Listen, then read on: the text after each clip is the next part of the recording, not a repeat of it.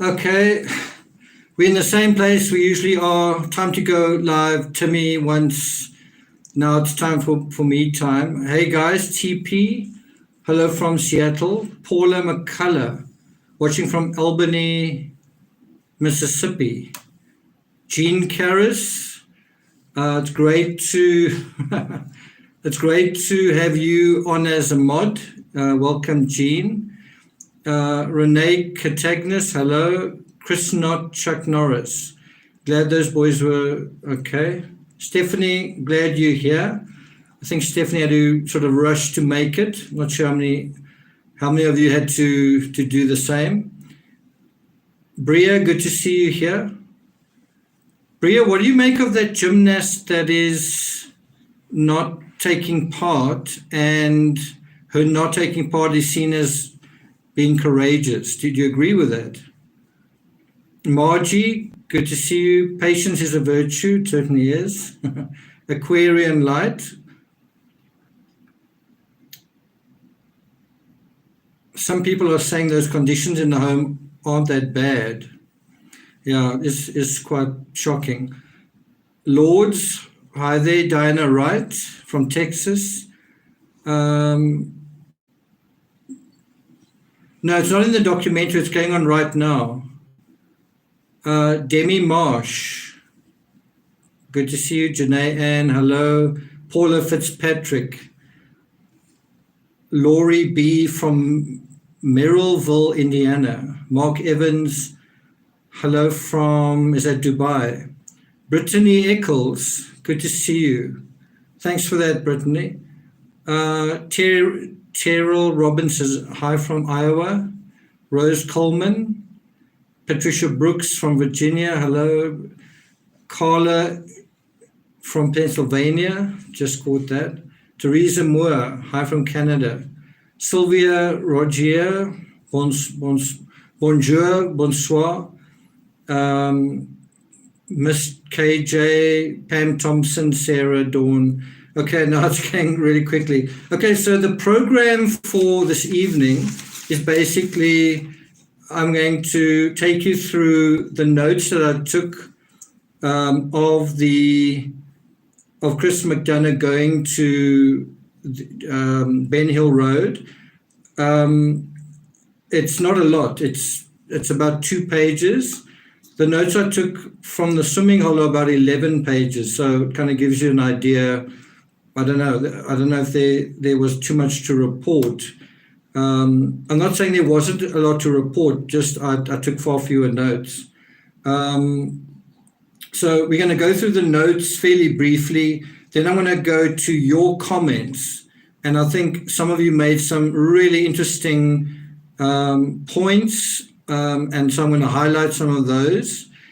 And then I'm going to go to just some other issues. So I'm going to talk about certain themes in this true crime case, in the Summer Wells case, such as poverty, such as the kind of the involvement of the church, such as should we have sympathy for certain people, and a couple of other things. Okay, so that's basically the program. So we're going to go through notes. That's not really going to take too long. Your comments, which I think is going to be quite interesting. And then I'm going to take you through some other themes, including some things, dealing with, some people have asked or questioned my understanding of poverty. Do you actually know what poverty is really like? And I'm going to, I think I'm going to hit that question quite hard, just so that I can deal with it.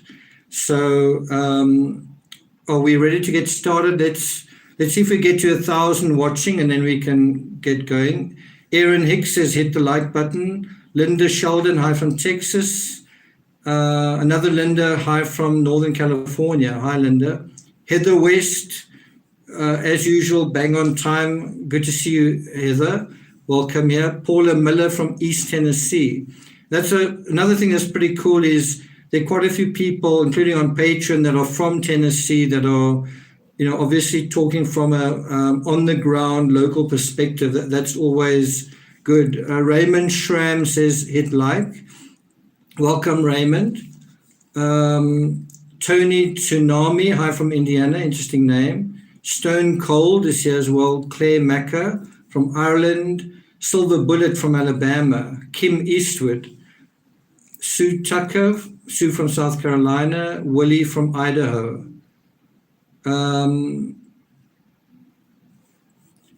Sageti Norna, someone who's also here quite often. Angel Moore from South Carolina. Pamela from Nebraska. Steph from a hot Chicago. TAC from Dallas, Texas. Moonless Lamb from missed that one. Someone from Georgia. Wow, it's really coming through now. Sharon Stevenson. Hi, Nick and Timmy. Timmy, say hi. I don't know if you can see Timmy on his lip here. There's something, some hair missing. I don't know whether he got nipped or what that is. Anyway, Kim Harness, hello from Kentucky. Jujubeo, hello from Ohio. Gay Lee, Burleson, Texas. Rita Green from Georgia. Before I get started with the notes, that is the first thing I wanna hit. I just want to quote from this book, which I mentioned before, The Scout Mindset. It's from Julia Galliff's book, and it's from the chapter What the Soldier is Protecting. And I just think it's really appropriate, not only to this case, but to many of us in this case. And I'm going to get to the notes in a second. I'm just going to quote from page 21. She says, she's talking about the ultimate target of deception, right? And I just want you to think about this. She says, comfort, self-esteem, and morale are emotional benefits, meaning that the ultimate target of our deception is ourselves.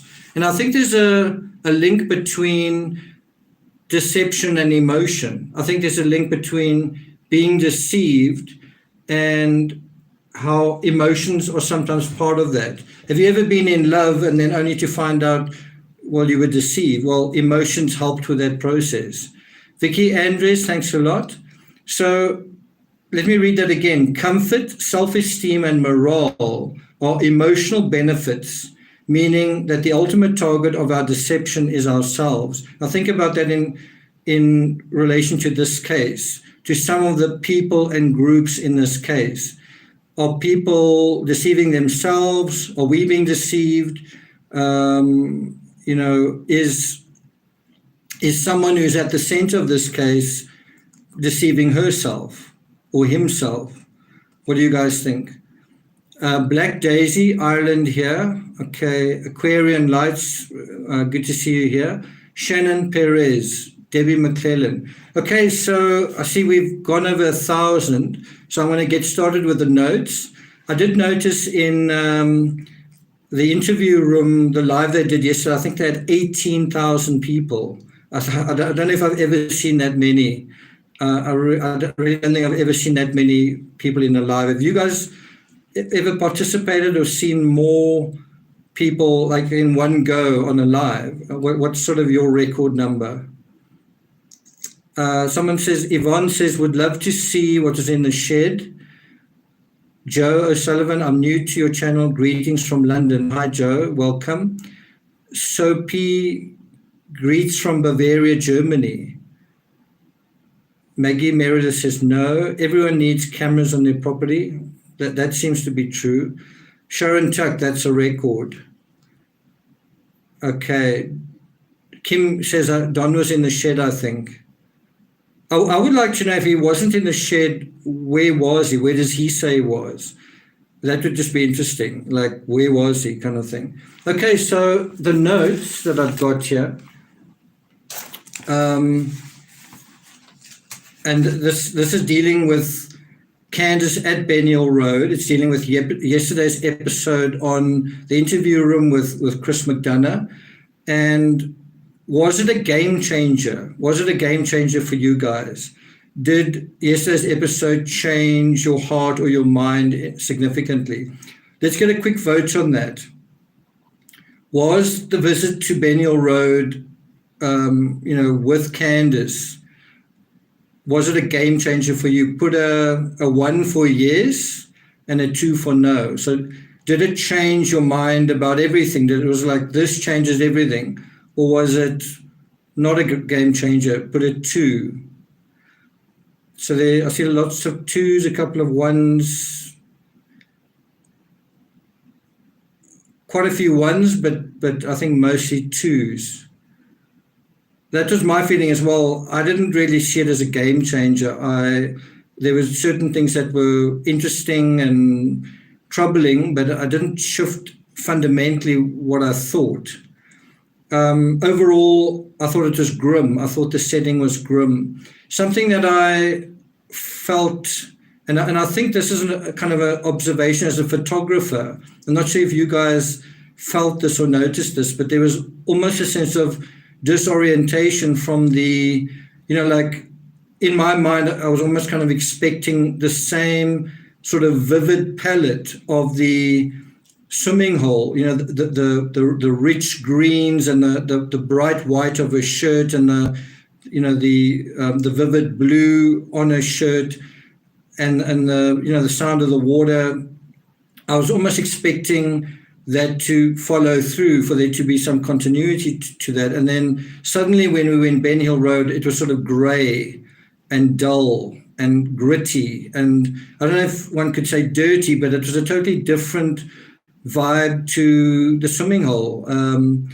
Like, where would you rather be? If you could choose, where would you rather spend? Where would you rather watch the video, kind of thing? Where would you rather have Candice tell her story? Donald Duck says, seeing the state of the home was heartbreaking. You can truly see how hard their situation was. Also, why did Don sleep in the basement with Summer? And Candice. One thing that I found with that was it seemed quite, what do you guys think? Do you think it would be easy for the boys to get down into that basement?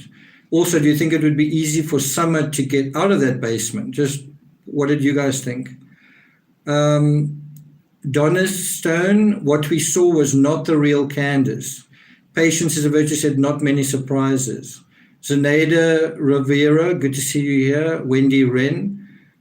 Laurie Rushing says, I really would love to see the locals there help out with the dogs and cats. They need food and water and adopt it out. Good point. I think when you see the animals there, you must get a sense of, I don't know, it's like, you can look at people and have certain biases and judgments and opinions, but often when you see animals, you sort of immediately know what to do. Well, these animals need to be put in proper homes, kind of thing. It's just interesting how sometimes it's quite clear when you see animals what to do. Liz Sheldon, hi Nick, I think Don was in the basement during that interview. I don't, well, he could have been, I suppose. Another thing to ask is, why would he be hiding there? Wouldn't he just leave? I'm sure Candice could have called him on her way there, but it is an interesting question. Where was Don? Another question is, where was Grandma, right? Julia says, your channel is legit. Thanks for that. Demi Marsh. How the tables have turned. Interesting. Okay, so just another Raymond Schramm. Spray your pets, everyone. Okay. Just another thing, before we sort of really get into these notes, something that I've just noticed coming up in comments from lots of different people constantly is they're saying everyone is lying. Everyone at the center of the story is lying. Everyone, without exception. And that does add a layer of challenge to this case, because in other cases you can kind of say, well, why are you lying about that? And if you were telling a lie, well, that means you're guilty, you're covering something up. But there are other cases where you could say you're lying because you're doing something else wrong, and so that's what you're lying about, and that's what someone else is lying about. And I felt that was quite true to some extent in the Amanda Knox case, where there were certain things that were asked where you couldn't get a clear answer because quite a few people were, for example, smoking marijuana, kind of thing. And we're just trying to think of another case. Casey Anthony was another example. Normally you'd say, well, one lie means, something's going on here, like one obvious lie. Well, in the Casey Anthony case, it was just lies, lies, lies. And it's almost like so many that you get lost. And that's kind of what a theme of this episode is.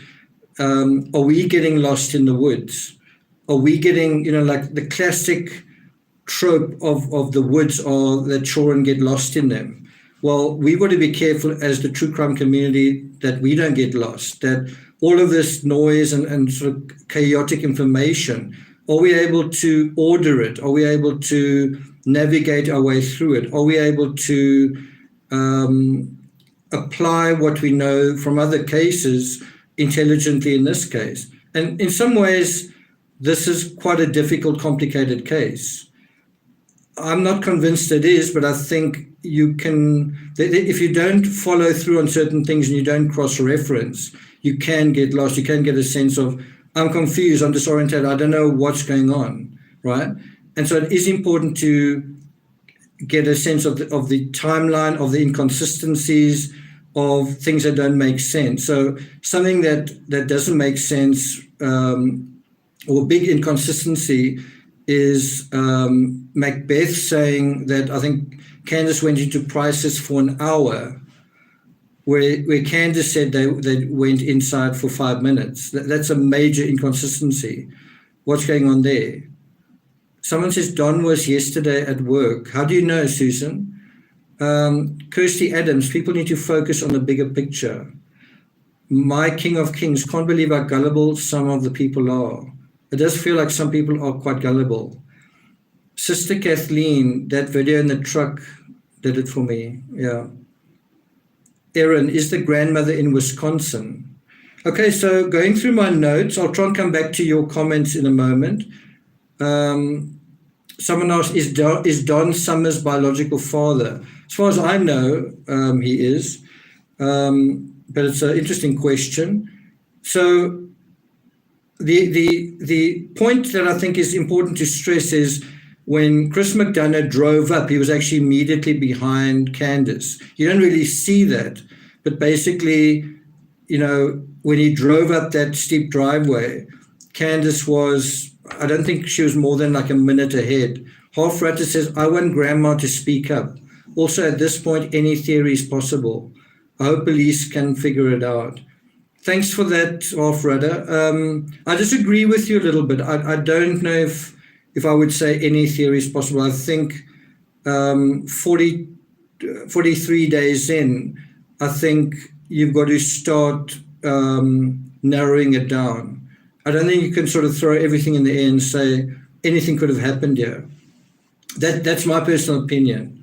There is a point in any investigation where you've got to start isolating your theories. You've got to start saying, okay, we're excluding that kind of thing. But it's kind of understandable that some people think that way. So some of the notes I made here, the creek runs all the way around the property. And I think Candice stressed that it was only an inch deep and that you would struggle to get your feet wet or something like that. And I think it's interesting that Candice sort of minimized the creek. That she sort of was like, nah, it's nothing going on there. Imagine that creek when it rains a lot, because of the steep slopes surrounding that creek. I actually live in an area where there are fairly gentle slopes, but when we have a thunderstorm, there are like raging torrents all over the place, and it's less steep than where that is. So you can imagine that creek can turn into a powerful conveyor of water. And one wonders, how is that creek flowing on June the 15th? And also, what is the drainage route of that creek? Where does that creek flow to? So I do think it's quite important to know for example, I know it did rain on the 14th. What was the what is going on with streams in the area, right? And if you think it's irrelevant, well, we can already see at the swimming hole that the water level there fluctuates kind of on a daily basis. It was a lot lower when Chris McDonough went there than when Tector Gorge went there. And I think also when Summer herself swam there. Something that I've been wanting to do quite a lot, but I just sort of feel maybe it's not the right time. But I wanted to sort of line up you can actually see Macbeth, Summer, and those branches sticking out of the water, and you can sort of line them up. And then you actually see in the interview rooms footage, Candice pointing into the river and saying, well, that is where she swam, but it's not really quite right. Summer was actually quite close to those branches, and sort of they were in like a line of it. And when she said, well, this is where she was swimming, maybe later, but you can clearly see from the way those branches line up where exactly she was swimming. That is one of the benefits of that, the perspective of those two branches. It allows you to triangulate, right? So anyway, the creek runs all the way around the property. I don't know if you guys noticed, do you guys agree with me that it looked like Chris McDonough was wearing a body cam? Now he might, if he's listening, he might say, no, I wasn't wearing a body cam. Maybe that's true. It just seemed like he was wearing a body cam because of the way that the camera seemed to move, and also it seemed to be sort of waist height at times. Did you guys notice that? Tell me if you guys agree. Was it a body cam? 1, yes, 2, no. Oh, he had a cameraman. Is that no? Well, I'm not quite sure what you mean by that. He didn't have a camera assistant with him at that point. So a couple of you are saying, some of you say 3. Okay, so I'm just saying that was quite interesting. The reason I thought that was when he was looking at the creek, it was like in the Chris Watts basement, I was like, can you look down? And that made me think, is he wearing a body cam? And one of the things that I think is quite interesting is in a situation like this, it's a little bit like an interview with Chris Watts in a cubicle. You've got to alert the person that you're recording them, that they're on video. Otherwise, it's sort of, it's not necessarily a legal document, but it can be of legal use. And so you need to say beforehand, I'm recording you. And an indirect way of saying that is, I'm using a different camera or something like that. In other words, you don't say, is it okay if I film you? You say something like, well, I'm using this camera. You get what I'm saying. But it is important that you communicate to people that they know they're being recorded and that they're on camera. It's a legal kind of stipulation. Another thing that I noticed was that the silver cross over her shirt. Now tell me if I'm imagining things. I didn't see that silver cross at the swimming hole. And so one of the impressions I got was when Candice arrived home, she put the cross over herself. Do you guys agree with that? His wife is a professional photojournalist, okay. Metal was that metal was that, I guess, from Texas. Maybe a view from Summer's Height. Interesting. I don't know if his wife was recording at Ben Hill Road, though. I think it was a different situation. Anyway, she may have been recording a little bit later, but so she had a silver cross. So Stephanie says, think he asked if she minded him using his smaller camera that he was holding. Yeah, that was it. But I'm just speculating that was a body cam, but maybe it was just a camera that he had in his hand. I don't know.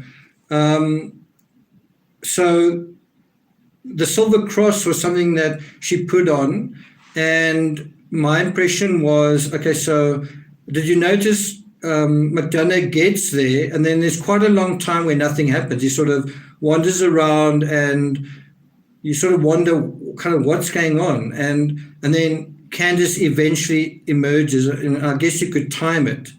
You could like hit your stopwatch and then look at how long it is that he wanders around before you see Candice. And I don't know what it is. It might be 3 minutes, but it's a couple of minutes.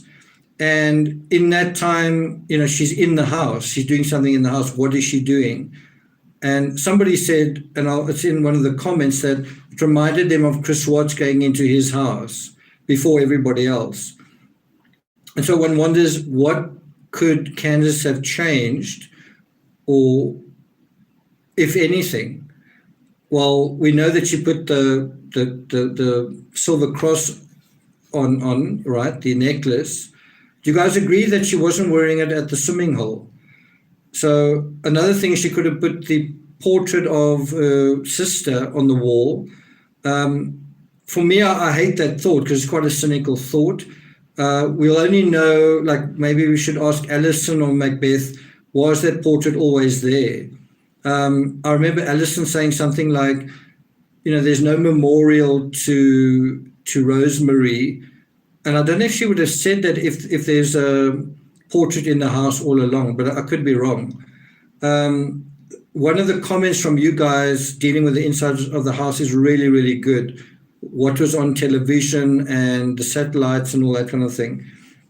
So one wonders what was sort of moved, if anything, inside the house. One of the first things he mentioned that I thought was quite interesting was the black tote.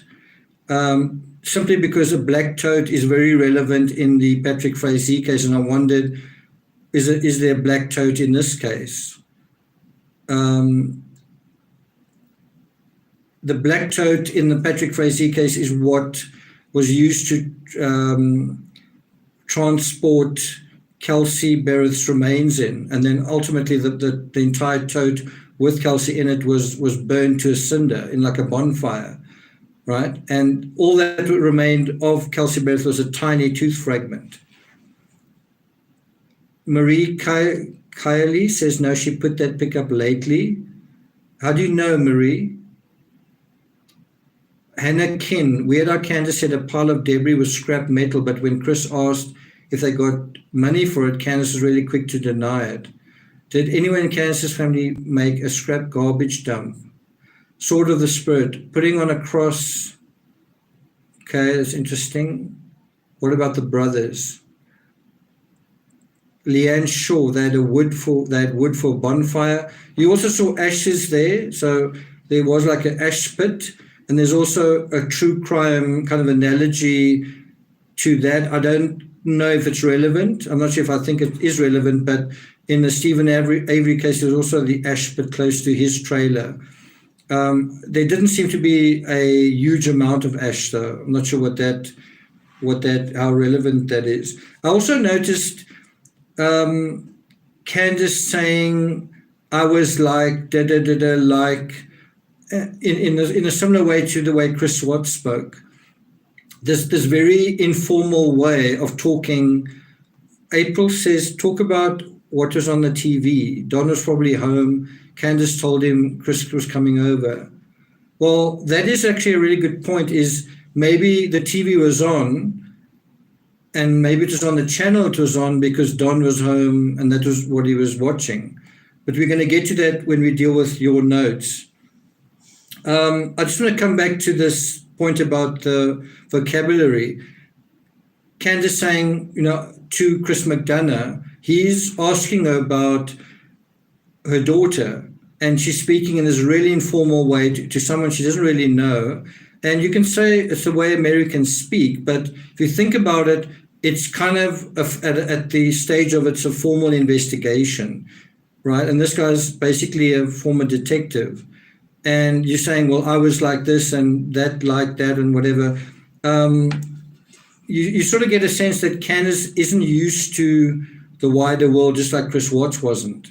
You don't actually know how to talk in a somewhat formal way. So, if I had to go to a job interview, I don't know if I would to try and, speak the language of my interview. I don't know if I would say, on my way here, I was like, should I go? And then I was like, well, I'm quite nervous. But then I was like, okay, I'm going to go. You know what I mean? A lot of people would know that's not how you converse with certain people. And I just thought it was interesting that it was similar to the Chris Watts case. And you even heard Nicole Kissinger talking that way. And one wonders whether, I'm not quite sure what it is, social media or whatever is dumbing down our vocabularies, that we're not that articulate anymore, and that we all speak a similar language, almost like when we text, right? It's a kind of very informal and somewhat unsophisticated language. Just something interesting to think about. And then, I wrote down here, where's grandma? Grandma's not home. I mean, she's supposed to have hurt her knee, but seems to be getting around. Where's grandma? Was grandma's truck there? Was grandma's vehicle there? That's something that I haven't got around to doing yet. I wish I did. Identifying the various vehicles that were there. I did notice the red vehicle that Candice drove to the the swimming hole. But there were quite a few other vehicles there as well. Whose were they? Which vehicle is Don's vehicle? Is it a darkish truck? Timmy, I'm going to put you on the ground. They find Summer's tracksuit in the last photo. Doesn't match the last scene description. Okay, that's an interesting point. Linda Porter, those flower pots. Even though I've put this on quite a slow setting, it's still quite hard to catch all of the comments. Linda Porter, those flower pots had no blooms and did not look recently replanted. Also, I could see the kitchen. All I could see of the kitchen was the red fridge. Did they have a stove or sink? I think they also said that they replanted, was it cactuses or kind of those kind of plants? So I'm not sure if it was flowers, but if it wasn't flowers, why did Candice say flowers? I guess is an interesting point. Donald Duck says Candice during all of her interviews with Chris referred to Summer in the past tense quite a lot, and then she would refer to her in the present tense. He also noticed that. You sort of felt this conscious changing of the present and the past tense.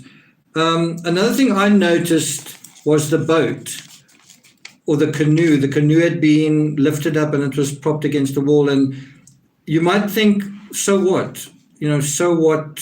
What's that got to do with anything? It shows that boat shows a interest in the water. It shows an interest in. It just shows what the family probably did quite a lot, and we've seen photos of that. We've seen that. We've seen them fishing. We've seen them swimming many times, and that is just why I think we may need to pay quite attention to waterways, in the same way that in the Scott Peterson case, if you knew that he had a boat, well, pay attention to that aspect, and that turned out to be very significant, right? I'm not saying it's as significant here, but it might be. Who knows? Just that this family has experience with water and waterways, don't they? The fact that on the day Summer went missing, they were at a waterway. Something that I also noticed were the speedboats going by, and one wonders, if they were doing something they weren't supposed to do at quite an extreme level. Then those speedboats going by, I don't know if they would go by on a weekday, but then you might want to go into the woods even further. If you were busy with certain activities, you wouldn't want passers-by in terms of the river traffic to see. And I think that's maybe just something to bear in mind. This is not how all Americans speak. Okay, now I know that.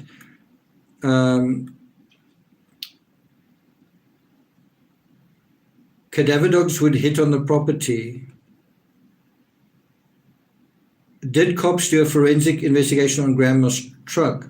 Well, how about did they go inside Grandma's trailer? And, I think it's easy to say, the one place that Chris McDonough couldn't go in was the shack. But what about Grandma's trailer? I wanted to go into Grandma's trailer.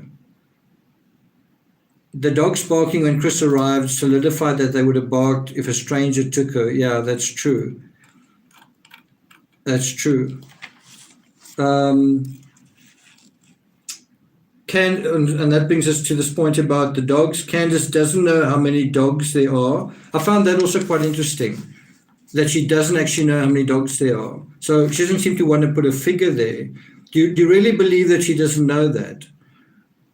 She did mention at one point that one of the dogs has 7 pups. So right now, one of the dogs has 7 pups. And then I wrote here, not allowed into Don's shed. And I think, so basically really just took 1 page worth of notes. I did watch the rest. I was looking at the grim interior of the house and the surroundings. I was just absorbing it. I wasn't really so much taking notes, and I found it a little bit, I don't know if he spoke to Candice that much this time, but I found out I wasn't paying that much attention to what she was saying. I was like looking around. I was sort of orientating myself. But it is interesting that at the bottom line is that Chris McDonough wasn't able / allowed to go into 2 areas by the house. And the one was Grandma's camper, and the other one was Don's shed. It's quite interesting. I mean, it makes sense that Candice went into the house, and anything that she maybe was worried about, she sorted out. But I doubt whether she had time to go into the camper or into the shed. And so that's where Chris McDonough couldn't go. And I think he did say something along the lines of he wondered whether that had happened, whether Candice had done that sort of thing. I hope I'm not misquoting him. It's something that I actually read. I didn't really listen to the whole live. She said she was very precious to me. Hey, comrade, according to her story, and Grandma were in the yard when Summer would have been taken. How could that happen? House is so sad. Yeah, I've departed from the idea that I don't think I've ever thought that Summer sort of was at home and then something happened. I did think that Summer was brought home and perhaps in a certain condition, serious condition. I've now changed that to I don't know if Summer actually ever made it home. That whole story I don't think is true. And I think the idea of that is that it draws your attention, your resources to the house, and there's nothing there, to the property, and there's actually nothing there. And so possibly we've got to look further afield. It's a difficult one because when it comes to disposal, people tend to prefer, the perpetrators tend to prefer places that they know, right? I think Chris McDonough mentioned that there were 13 dogs, so somebody counted them.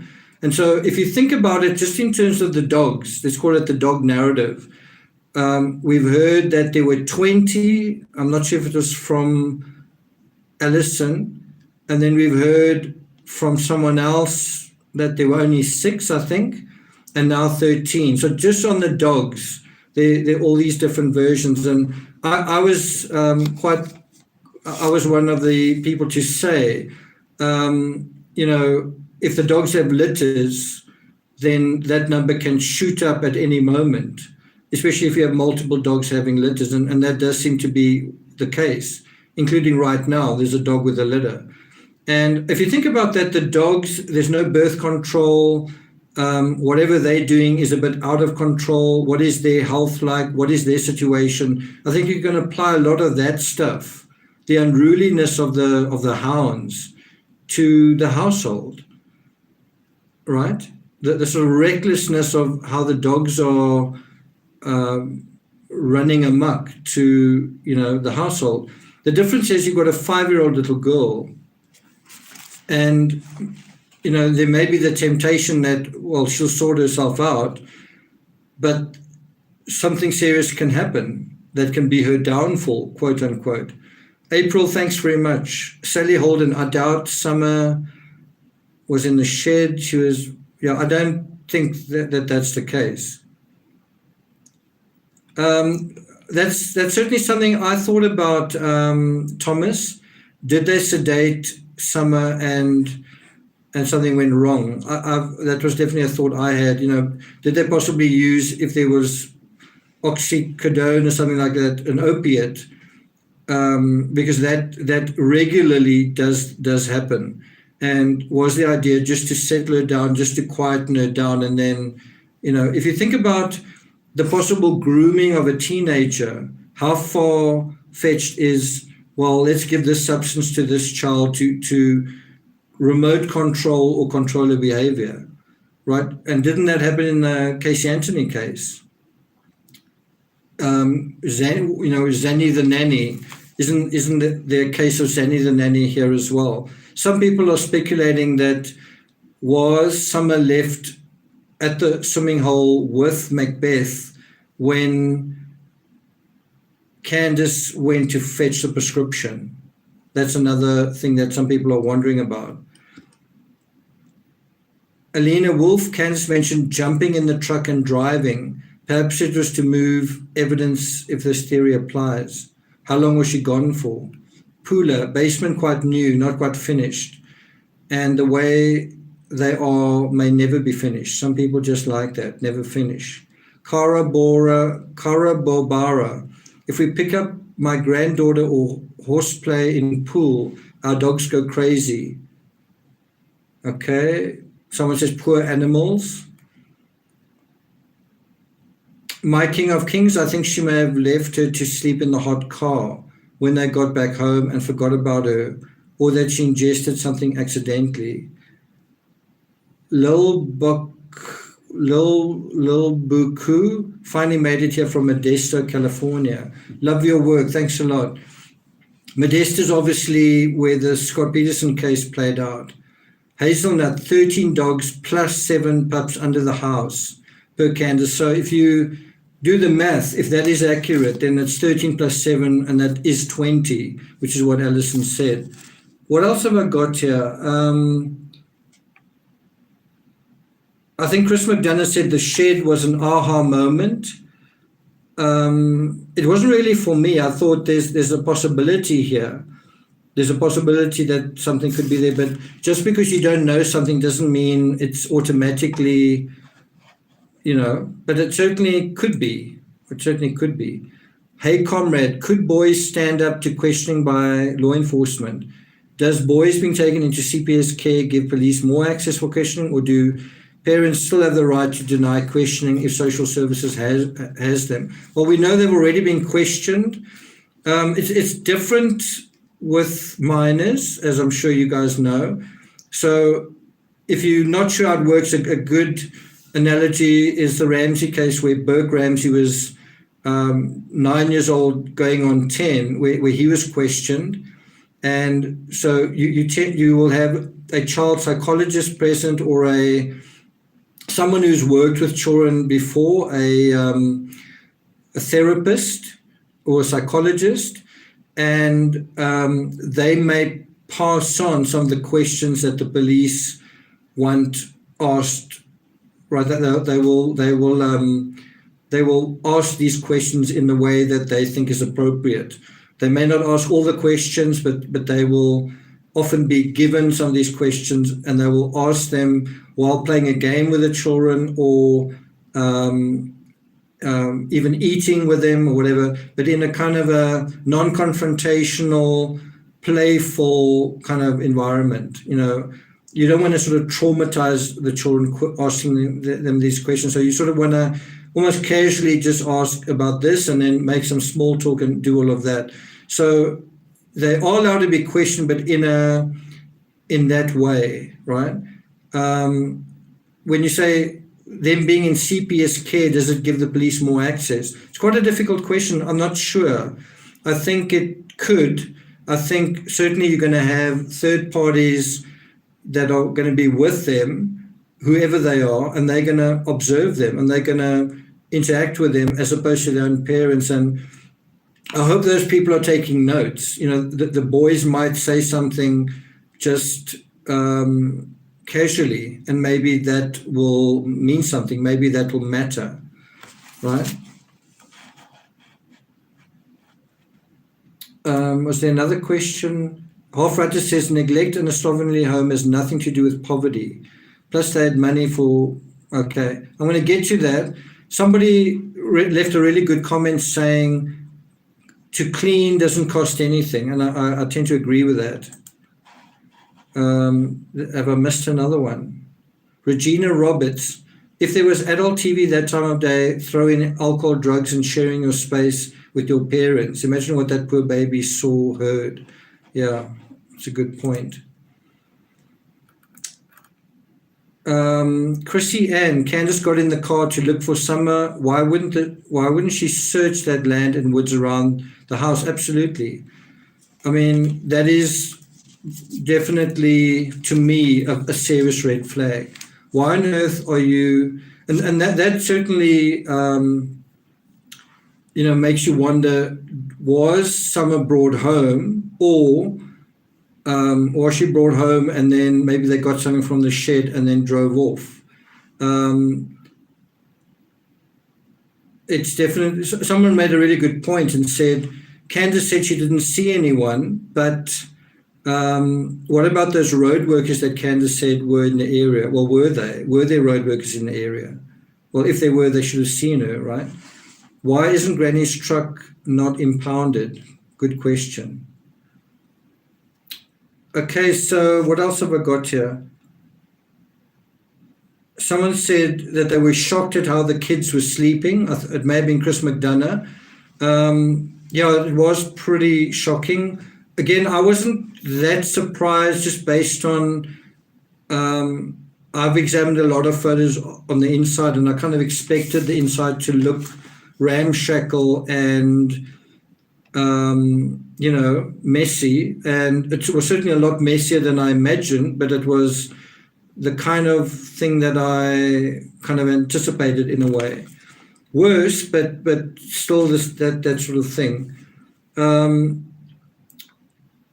We've also established it was about 50 feet from the camper to the door. That's supposed to be where we must pay attention. Did something happen there? I don't know if I agree. I think something happened at the swimming hole. Thanks a lot, Christy Peters. I live 20 minutes from these people. How they live is neither normal or acceptable for Tennessee. This is no excuse for how they live. I feel the same. I've kind of said, I've actually got no sympathy. You might think that's harsh or something, but, I also feel like you can be clean and look after yourself without money. You can't blame poverty for absolutely everything. You can have standards and be poor, kind of thing. But I'm going to come back to that in a moment. KK Heflin, thanks a lot for that, KK. Pauline Buckles, she didn't remember the pillow. Then she did. That's also interesting. That's a good point. Anna Maria, the house is a death trap. Notice the worrying. Very true. I'm going to get to that. Generational issue, neglect from Candice's childhood. Yeah, absolutely. It's intergenerational. How long are they living there? Well, ever since, I guess, Don's father died and he inherited the property. So, yeah, I've written here, it doesn't cost money to clean. And there's a quote from Chris McDonough. He said, there's a guilt process going on here, but he didn't really elaborate on that. So he was basically saying that, I think he said he had sympathy for Candice, but he felt that there's, in his words, a guilt process going on here. And you could say, well, any mother would feel, even if she was innocent, would feel guilty about what had happened.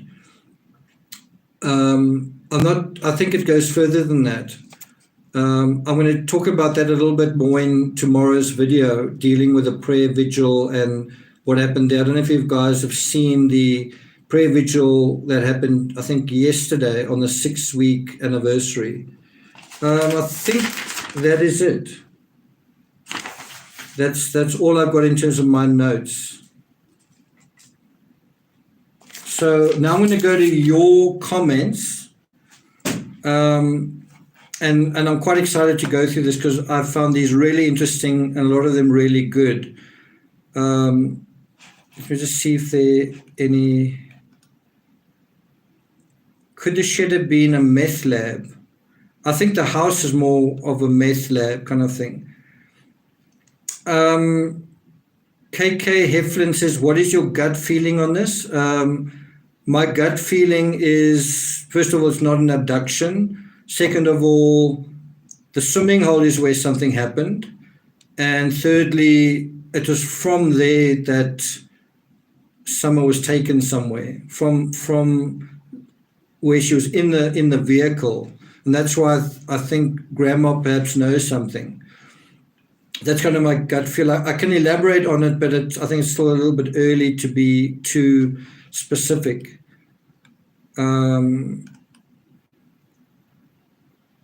Connie Lucan says, I think all of the quote-unquote hot talk is a misdirection. I agree with that. Renee says, cleanliness is not a priority for some. Well, they say cleanliness is next to godliness, and this family are apparently really godly. Is it unfair to say that being unclean, being dirty, is not godly? What do you guys think? Is that taking it too far? Christine says, I believe Summer's no longer alive. I don't think she's still alive.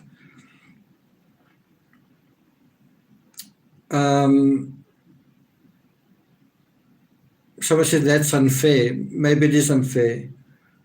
Okay, so let me go to your questions. I'm going to have to go into my email here.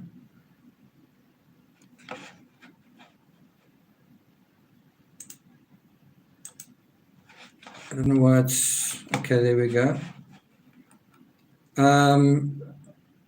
So these are your best comments. So I'm going to start with Donna. So Donna says, my daughter avoids this case because it brings up trauma from past experience. I'm the opposite. I'm drawn to it because it points out massive flaws in a system which is intended to help families and children. But instead, due to misunderstanding and an overwhelming number of caseloads, there's a lack of funding and caring. We are breeding broken people, then blaming them for being broken. So Donna seems to blame the system, and I don't think she's wrong. I think there are flaws in the system, but do you think it's the system's fault that Summer went missing?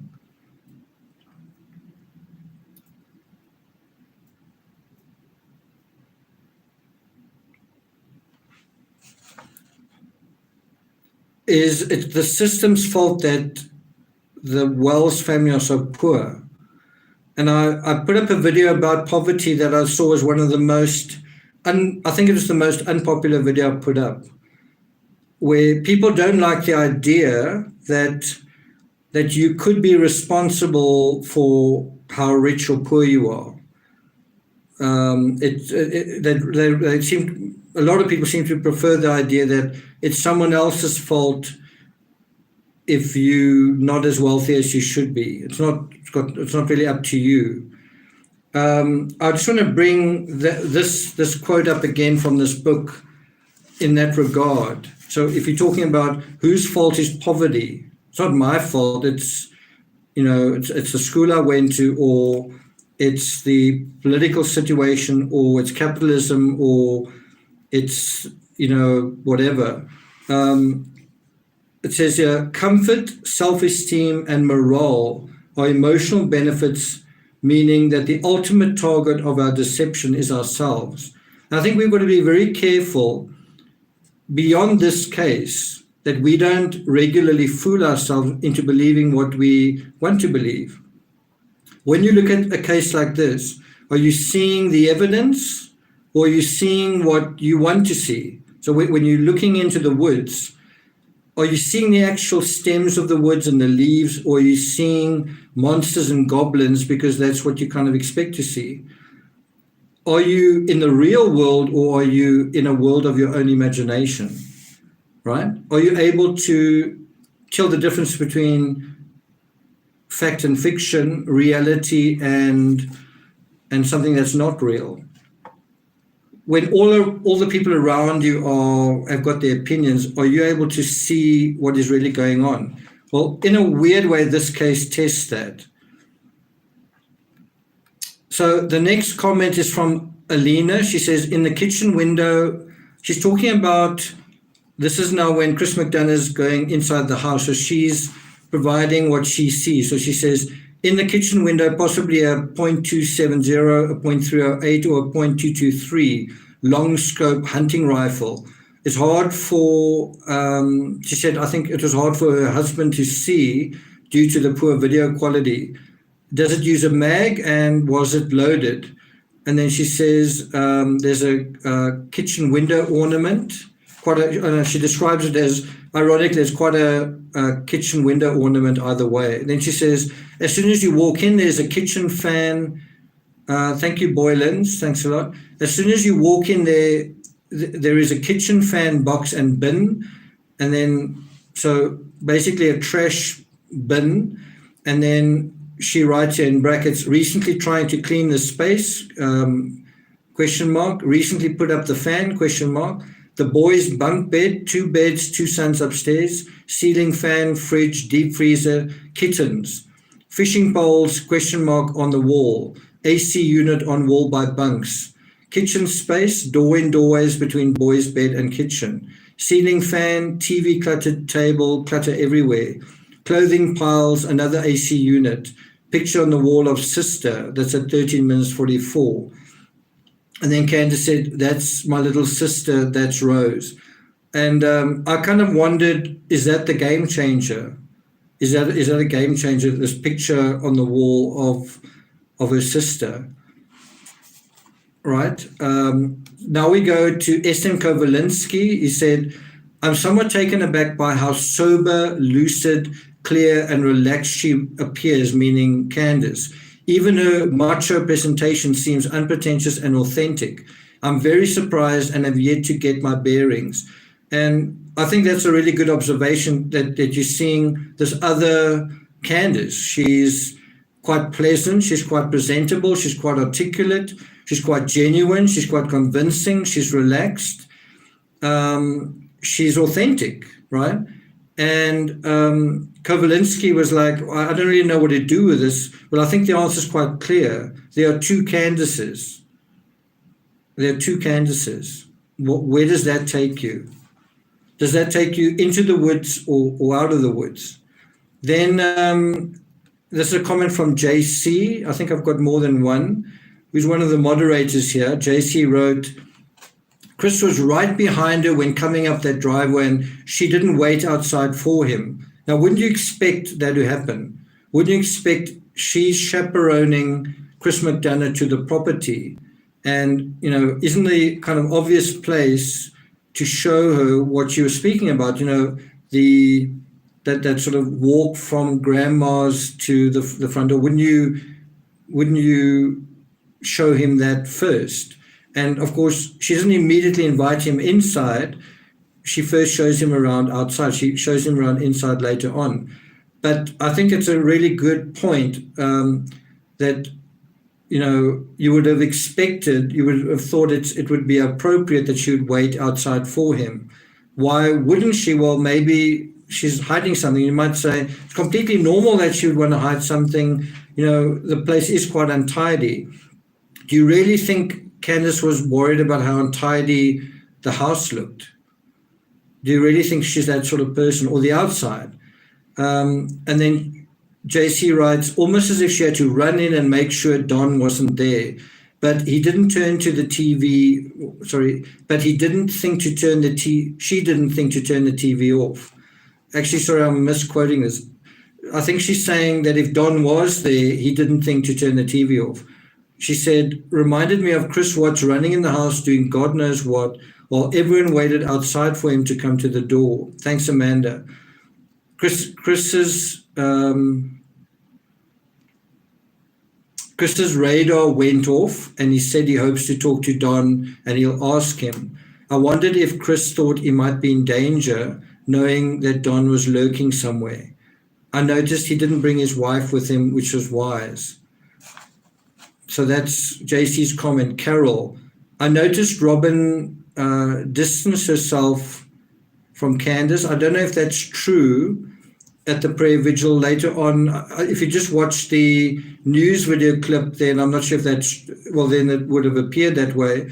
But if you actually saw the clip from Timothy, the one of the characters from the SDA church, then you actually see her kind of standing right beside Candice, and I think even has her hand on Candice. So I'm not sure if Robin is distancing herself.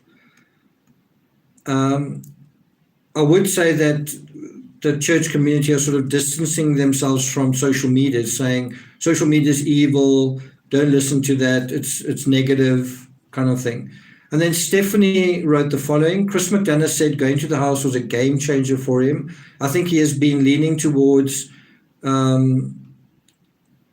Candice did it after visiting the home. That's what her opinion is, that she thinks that. I'm thinking he may be more suspicious of Don. He even said he's not ruled out that Don was home with the boys after Candice, Grandma, and Summer got home. I wonder the extent of what occurred when they arrived home from the swimming hole. Also, Chris mentioned Candice saying everything is in slow motion now as being indicative of strong emotion tied to an experience.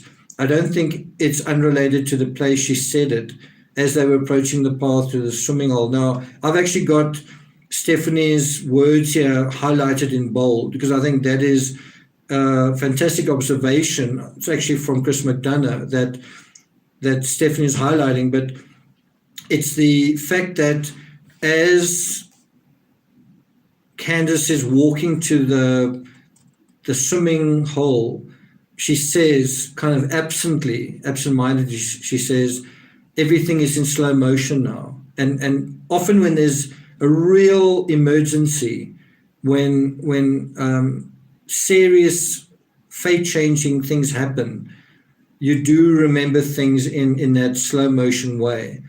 I was in a really serious car accident when I was in the Air Force, and I remembered that impact, which actually happened in a split second. I remembered that in slow motion. I remember that I couldn't get out of that situation. Although I was moving at the speed, I couldn't avoid what was happening. And then I remember that feeling of a mixture of wanting to flee, wanting to escape, and then sort of relaxing, but out of, I don't know, a sense of, it's difficult to say, I think almost fear paralysis, but a sense almost of going from tense to almost like relaxing. I know I probably didn't relax, but in my mind just going, okay, you can't do anything, something like that. So anyway, Candice said, everything is in slow motion now. And you can imagine if Summer did drown or was underwater for a long time, and everything that followed that probably would have felt like slow motion, especially if you were somewhat intoxicated and you're trying to navigate this emergency, but you can't think very straight because you've been kind of compromised. Let's just look at this comment. Candice and Don are responsible for Summer, not any of the others. I think they know what happened, and that is a crime. CPS doesn't take kids to them. Sorry, I missed that part. Sherry V, not saying she wasn't doing something nefarious inside when she got there, but remember she had several children and that does cause a weak bladder. Maybe she went to the bathroom. That's possible. Someone said, where is the bathroom in this house? Jan Ballard, also I've lived way out in the country before and people constantly dropped off unwanted dogs on our property. Okay. Nadia, hi, watching from Chile. Okay. I think you've got a desert there that's similar to the Namibian desert, which isn't too far from me. Some useless information. Corin Lloyd, how many more clips will you be profiting off of TCRS? Okay, so Corin, I don't know if you know this, but my job is I'm a true crime writer. So I don't know whether you think I should just, I don't know, what do you do for a living? Maybe should other people criticize what you do for a living? If you do whatever for a living, should people say, wow, you're profiting off that? The media who cover all these stories as well, I'm talking about the news media, should people also not cover that? I don't know. I just find those questions, they come up every single time and it's, everyone's got a job, don't they? Lisa says, I'm not sure if I'm saying your name right, Lisa Irwin, we cannot solve this from here. I myself know nothing that can help find Summer. I think we can. I think we know quite a lot already. I also, as tragic as this is to say, I don't know whether finding Summer solves the case, if that makes sense. There are cases where not finding someone, it's not necessarily relevant. And there are 2 or 3 good examples. Letitia Stork was arrested before Gannon's remains were found. Just trying to think of a few other examples. In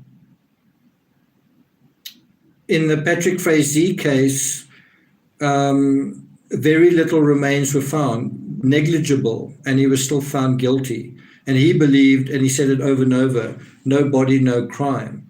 That's not true anymore. It may have been somewhat true once upon a time. It's now kind of a true crime myth. Let's go on to your questions. Your statements. This is carrying on with what Stephanie said. She said, I'm looking forward to tomorrow's show focusing on the home environment, the property, and Candice's specific timeline after they arrived home. This interview definitely pulled some heartstrings for me, and she was definitely feeling pain. She cared enough to tell Hunter to stop splashing Summer because she doesn't like it. If Candice is involved, I'm still leaning towards an accident. And then I think elsewhere, Stephanie wrote, this home is a minefield of danger.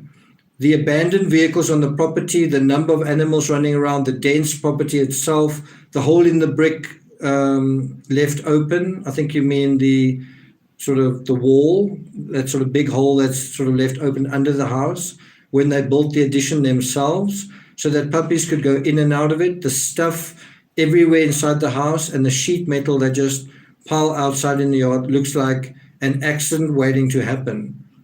Yeah.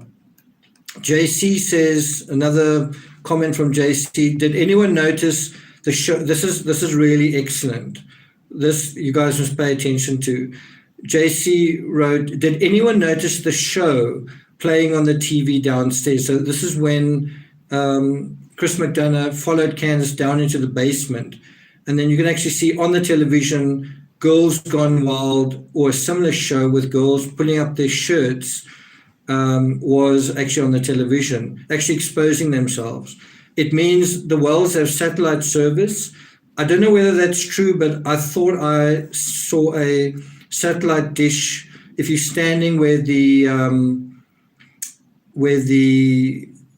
camper is, where Grandma's camper is, and you're looking towards the house from that direction. I thought I saw a satellite dish from on the corner there. But anyway, maybe they do have satellite service, which is quite expensive, and they tune into programs completely inappropriate for children. Also, with satellite TV, you can only watch one show in the house at a time on the 3 TVs we saw on the footage. Who gets to watch what they want in the house? Don. And the kids are forced to watch something that seems like soft core. You know what? There doesn't seem to be adequate seating either. On this video, we only saw 4, maybe 5 straight back kitchen chairs. That leads me to believe they likely spent a lot of time eating, drinking, and doing whatever in bed. Sadly, it's now obvious why Summer preferred to be outside. And as Don put it, that was a downfall. So that was really excellent comment from JC. I think it provides some of that gritty insight into the possible real family dynamics that are going on. So although Don and Candice are sort of putting their best feet forward and wearing nice T-shirts, what's really going on? You know, what's the real story here? And that kind of gives you a shadowy sense of what it might be. You get a little bit of that other side from Alison as well, I think. Then Connie Lukens wrote notes on part 2. She said the dogs were barking but not aggressive. So that's maybe quite a subtle point, is that so Matt Blank, a lot of the aircon units, considering Candice, yeah, they actually were quite a few aircon units. So it's quite an interesting sort of technicality to say the dogs bark, but they weren't aggressive. So, you know, Chris McDonough was sort of a stranger, but the dogs didn't like attack, and they simply barked. Nevertheless, that's sufficient. The fact that the dogs barked means if someone had come to the property, they would have barked. You would have or should have heard the dogs barking. I don't know if anyone can say, you know, I didn't hear the dogs bark, kind of thing, at that time. You know, if it's a situation of nothing, then suddenly the dogs bark, but everyone's with everyone else, and then someone goes missing. Aren't you going to remember? Oh, I'm sure the dogs barked. You will know that, and you would have mentioned that when you called 911. That would be part of your narrative. It's just not. They seem to have forgotten that. That's the impression I get. Connie writes that Candice's red car is there. So many outbuildings, so much trash. Now she says there were road workers that day, all the way up to a light pole. The road is closer than I thought. Also that Summer now fell asleep 5 minutes down the road. She previously said 2 minutes. Dogs are definitely not aggressive, but do bark. I love Summer's swing. I'd have played on it all the time. What a mess. So the stairs are literally underneath a cabinet or counter.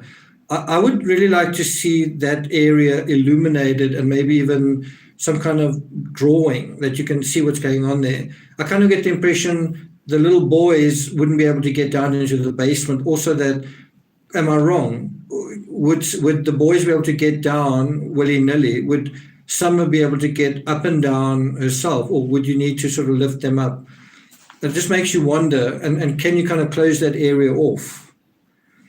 Someone said that the area looked to them like it could be a meth lab, just a way that it looks inside there. Just somebody's opinion. We know that, I think Alison said that, I think when she got to know Candice, I don't know, I can't quite remember what she said, something like that she was a meth addict, or she thought she was a meth addict, or something like that. But you do hear that coming up every now and then, about meth, right? She goes on to say, Connie writes, so the stairs are literally underneath a cabinet or counter. I hope they looked in the blue trash thing. Is that a crawl space? Why can't you look in the shed? Is this sober Candice or high Candice? Well, I think she was quite sober at the time. And then this is quite an interesting point. She says, Candice made good eye contact when she said she passed her polygraph. I think what that shows is that she's a good, how can I put it? She's quite convincing. Let me just put it that way. Candice can be quite convincing, even though you might be wondering, based on the context and based on other information, is she telling the truth? She's also asked about the pillow, and she's like, what pillow? Oh, that pillow. And once again, the pillow is not her pillow. It's not Macbeth's pillow, it's Grandma's pillow. So it's an innocent pillow. And then Candice looks away, according to Connie. Stephanie Smith, this is a different Stephanie, made this comment. She said, after seeing their living conditions, I can understand why the boys were taken away. There's a retired detective, as you know, that is videoing Candice at the swimming hole and at their dwelling. He wants the general public to have sympathy for Candice, even if she was involved. Life is what you make it, and Candice chose her life.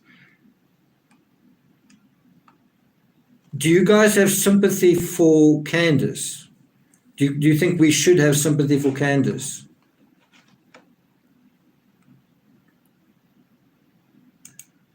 So I'm going to take you to some more comments. I've still got some more to go through here. Carol Ann Berry wrote that Chris appeared extremely shaken in his chat after the home interview. Did you guys notice that?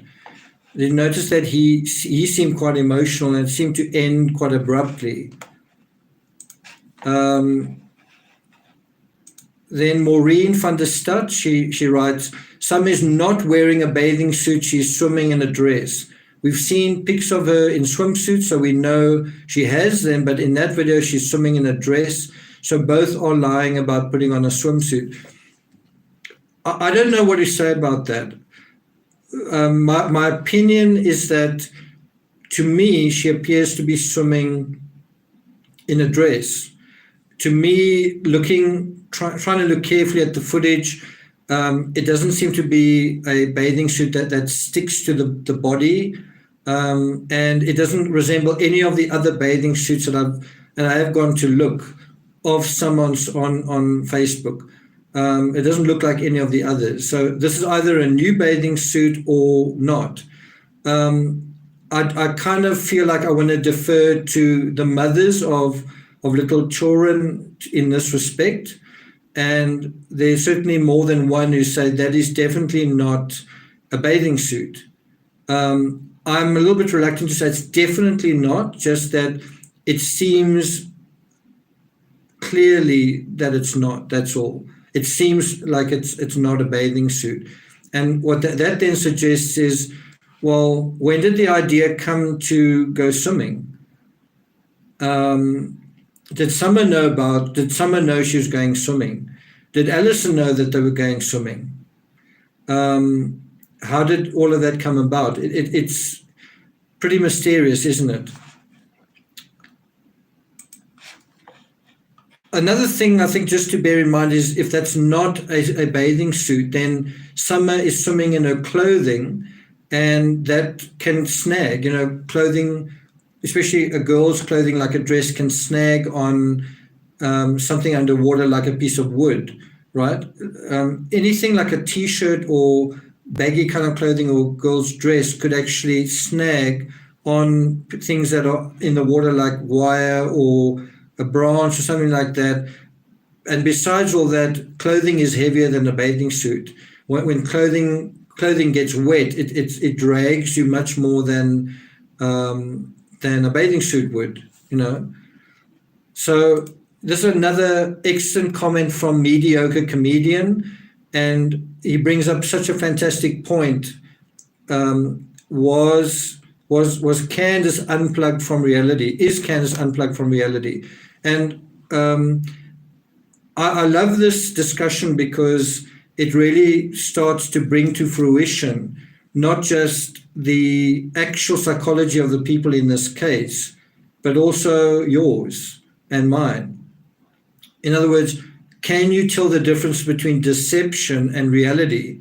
Can you tell can you see the woods for the trees, kind of thing, right? And in the Chris Watts case, it's one thing to say Chris Watts was just, he was no longer in the real world. But it's another thing to actually navigate that and see why that was so and what is going on. Why are you so unplugged from reality?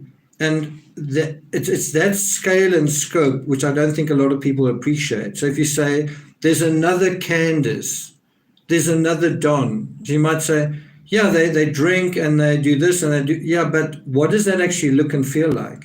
What are we actually talking about here? What's the scale of what we're talking about? How extreme are we talking about?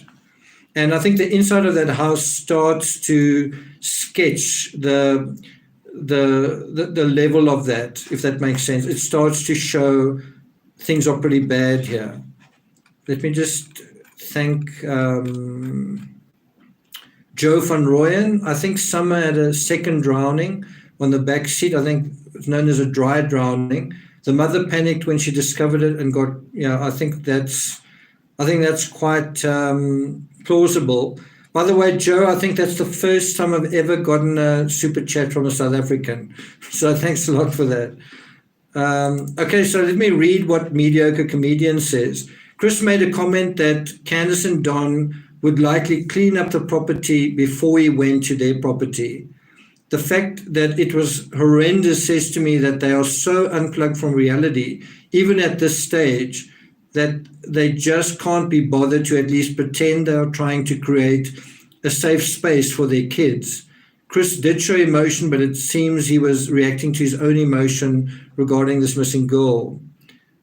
He said, I respect that. As for the lack of anyone being able or willing to account for the time after they left the swimming place, this is just static. It's likely they were in a complete state of panic on what to do with Summer, and they came up with this wildly construed story to cover their butts. If you are telling the truth, the facts never change. We haven't seen that. So great comment, Mediocre Comedian. Definitely not a mediocre comment. I'm just going to repeat the part that I've highlighted in bold. They are so unplugged from reality, their reality, even at this stage, that they just can't be bothered to at least pretend they're trying to create a safe space for the kids. And I don't know about you, but it's not only unsafe inside that house, not just like unsafe, but like just, is that the kind of home that a child would want to be in? But also the outside, lots of metal and wire and trash lying all over the place, right?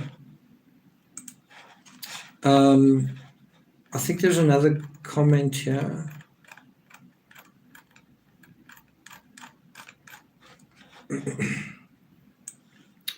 I just missed it. KK Heflin 3. Deception and reality are close cousins. Spot on. Yeah, thanks a lot for that. You might not think so, but deception is part of who we are in a way that's quite disturbing, and it's quite something that we've each got to deal with, right? So you might sit here and say true crime is quite simple, and it's quite simple how to navigate life. Be honest, don't tell lies, be authentic, right? If you take the fact that all of us are going to die one day, there's something we can't escape, right? It's a fact that no matter what we do, we are going to die, right? If you think about that for long enough, it's quite terrifying. And you might feel, well, I think about with the coronavirus, you might think, I think I'm going to actually stay at home, or I'm going to not do this or not do that because I don't want to die. Well, that is now how you cope with your anxiety. And that is a massive theme that Ernest Becker brings about, is that anxiety, because we are creatures with kind of self-determination and consciousness, we've got kind of a creature consciousness about ourselves. We're the only one that has that, to the extent that we have. We have this existential kind of angst of, well, I'm alive right now, but later on I may not be. What do I do, and how do I feel about that? And so some people can navigate that space by simply denying. You don't know, if you had to ask the person, do you know that you're going to die one day? You might say, yeah, of course I know. But in terms of on a daily basis, you try and immunize yourself, you try and vaccinate yourself from that knowledge by, by accumulating wealth or by substance abuse or by having a lot of relationships with people or by lying or by this or by that, right? So the idea that we deceive ourselves or that some people deceive themselves is actually more innate than you might imagine. In a weird way, we're all doing it. And that opens us up to deception in a general way. Does that make sense? It's a bit of a advanced true crime rocket science thing. I do sometimes talk about it on Patreon. So here's another great comment from MBW. As I've said before, I live in Rogersville, and I cannot believe how this interview has changed the views of some locals. I just don't understand it. My opinion has not been changed much. I now consider them disposing of her somewhere on the way home, as you've suggested. That seems to become more of a possibility now more than ever.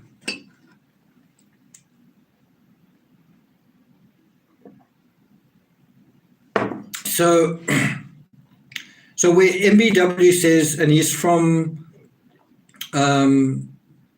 Rogersville, he says, I cannot believe how this interview has changed the views of some locals. I think it's quite simple. The emotions changed their views. They looked at Candice, felt sorry for her. They looked at what was going on, also cued a little bit off from, I think, Chris McDonough, and sort of felt, well, Shane, this is a person, and whether she did anything or not, I'm on her side. So that is where the emotions kind of can kind of interrupt to some extent being logical and going according to evidence. Where you say, you know what, I feel sorry for this person. I don't care what they did. I don't care, and it's not up to me. Let law enforcement deal with it. True Crime Rocket Science is a true crime community where we go a little bit further than that, where we try and, to some extent, prosecute the facts based on what we know, right? Obviously, it's innocent until proven guilty, and I don't talk about someone being guilty. I just talk about where the evidence seems to be leading us. Does that make sense? And emotions can sometimes cloud that process, and emotions is a really good way to get lost in the woods. So here's another great comment by Christopher Marshburn. I think it was left on YouTube. Christopher wrote, I would have liked to have seen a question by a female instead, meaning Candice. Someone like CBI agent Tammy Lee in the Chris Watts case. Lee is also a mom, but at the same time can be tough. And what he's getting at is basically saying, and I agree, I'm not saying certain people shouldn't interview Candice, but that she should also be interviewed by a woman, in the sense that a woman will not let her off the hook and say, in terms of taking care of a child, did you do this? Did you know that this, that, and the next thing? Why is this so dirty? Where is this bathing suit? Did you change some out of the bathing suit? Well, where is the bathing suit? Did you take a towel along? Did you take sun cream along? All those kind of things, right? Hello from Cleveland, Tennessee. We just acknowledge that, some of your comments here. Jacqueline D'Angelo. I do not feel that Don Wells was on the property. It possibly wasn't. CC Bradley. Empress Tokalota Takata. Hi from San Francisco. Some of these names are like barely pronounceable. Phoenix Rising, did I see that? Okay. I've got a couple more comments to go through. What do you guys think about that? Someone like CBI agent Tammy Lee talking to Candice. Remember how she spoke to Chris? She said, they didn't leave. Just tell us what happened. Just tell us what happened. She's quite tough on Chris Watts. Isn't that what Candice needs? Someone kind of holding her accountable, saying, sorry, that's not what that person said. And if she does that, what's going to happen? Is Candice going to freeze? She's just not going to, she's going to say, okay, get off my property. What's going to happen?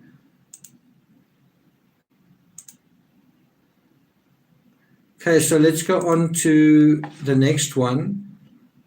I think this is the last comment. It's from Julie. She says, it's beyond shabby. It's outright neglect and decay, as would be used in training videos for social work. It looks like, and probably has been, a meth house. Now, my position on, should you be sympathetic is, you look at the car Candice is driving right now, that beautiful red vehicle is a better car than I drive.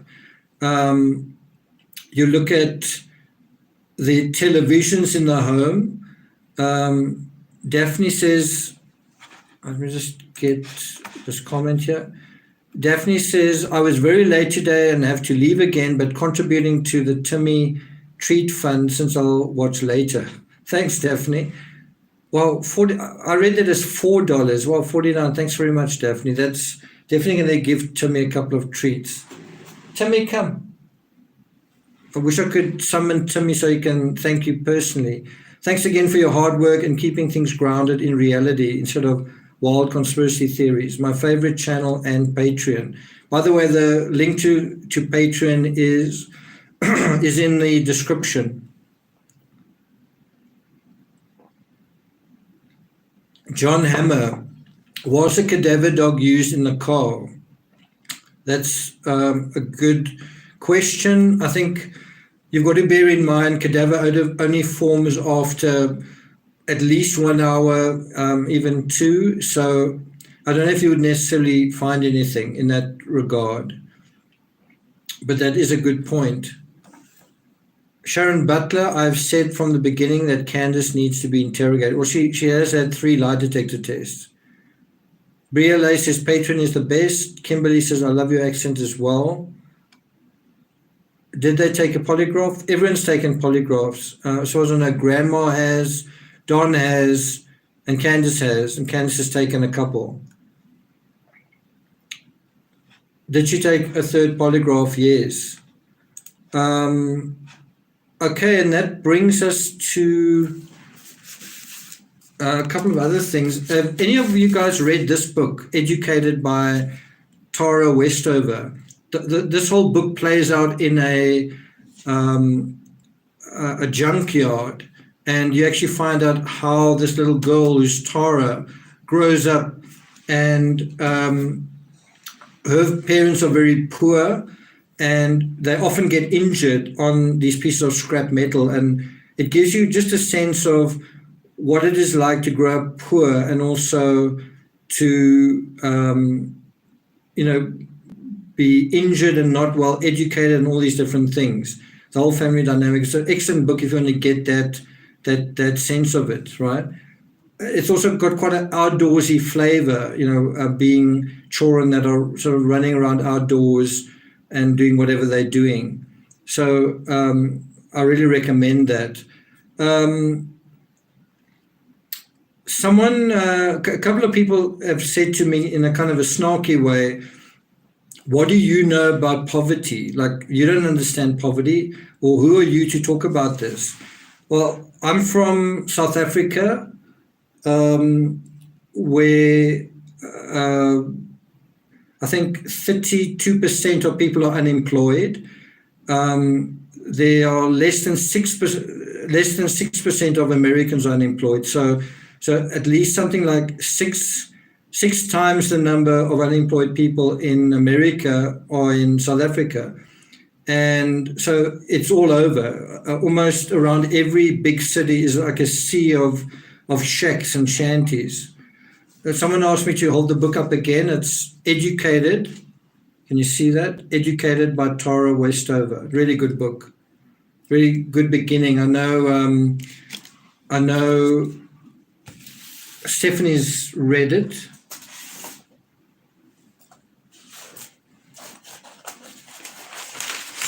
So let me just say that again. In South Africa, the unemployment rate is 32.6%. In America, it's 6 times less at 5.9%. So yeah, we are faced with unemployment all the time. We see a lot of crime. We see a lot of beggars constantly. It's quite difficult to park your car without someone coming up to you. You don't know whether the beggar is a would-be criminal. There's such a thing here as it's called intersection guilt. It's where you stop at a traffic light and someone comes up to you and they ask you for money, and sometimes if you don't give them money, something can happen. But it also creates dependency. You give money and then more and more people come to that intersection for handouts, right?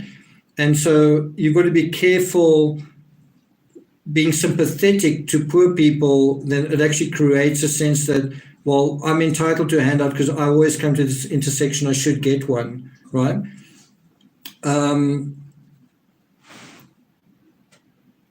Something else I can tell you that's quite a personal story is that my father's got a farm, and he had workers on the farm, and they then have families and so on.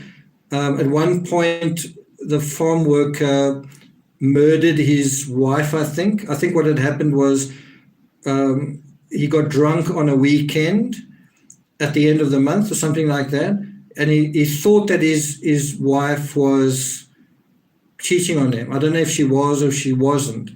And then he murdered her. And then when the guy came out of jail, the next thing was back on my father's farm. I said, how can you have a murderer working for you? Like, he's committed this crime. He went to jail. And then my dad said, well, better the devil you know than the devil you don't. And I just totally disagreed with it. I was like, yeah, but he committed murder. I mean, but then you could say, how on earth, you could say, shouldn't you have sympathy for someone like that? Shouldn't you feel sorry for the poor? And that is where I would disagree with, for example, my father. I would say, no, not in a case like that. Because obviously this guy got intoxicated to the extent that he did what he did, right? There was another really big contribution from someone here that I have to acknowledge. Linda Wara, am I saying your name right? Thanks very much, Linda. So I think I do understand poverty. I'm not saying I've lived it, although I have, as an author, I have gone through periods where I've literally gone on the survivor diet, literally living on rice and chicken sauce because I was so poor. Bear in mind, I'm an ex-freelance journalist. So I've really gone that route. I think the irony with Chris McDonough and me, and I want to talk about that in a little bit of detail, is Chris McDonough is a ex-detective who's now sort of working as an investigative reporter. I think he said that somewhere along the lines where he said, what I'm doing is no different from, in terms of interviewing Macbeth, and I think that he got a lot of flack from people saying, you interfering with the investigation, you're not the T-Bio or something. And he said, what I'm doing is no different than an investigative reporter. That's true, except that he's an investigative reporter with experience. That's what makes it so valuable, credible, and important. He knows what questions to ask, how to ask them, do a little bit of pandering, but also, having the knowledge of other cases and what to look out for. I'm the opposite. If Chris McDonough is a detective doing investigative journalism, I'm an investigative journalist and photographer doing detective work. I think I know what questions to ask based on writing the dozens of books on different cases, including missing children. But the part I want to stress here, and it's sort of come up a little bit, is there a rivalry between my channel and the interview room? And I don't see that at all. I don't see it as a competition. I see it as complementing one another. It's a better situation for you guys, for the true crime community. You've got two different channels approaching things in a slightly different way. and you end up with better coverage with 2 than with 1, right? And if you prefer the one channel, that's great. And if you prefer the other channel, that's great. And if you sometimes, watch something from another channel, it's fine. But I think it's good to have, I think there is competition in terms of, how can I put it, because we're both true crime channels serving the same community. But I certainly don't see it as a competition. I see it as 2 channels that complement one another.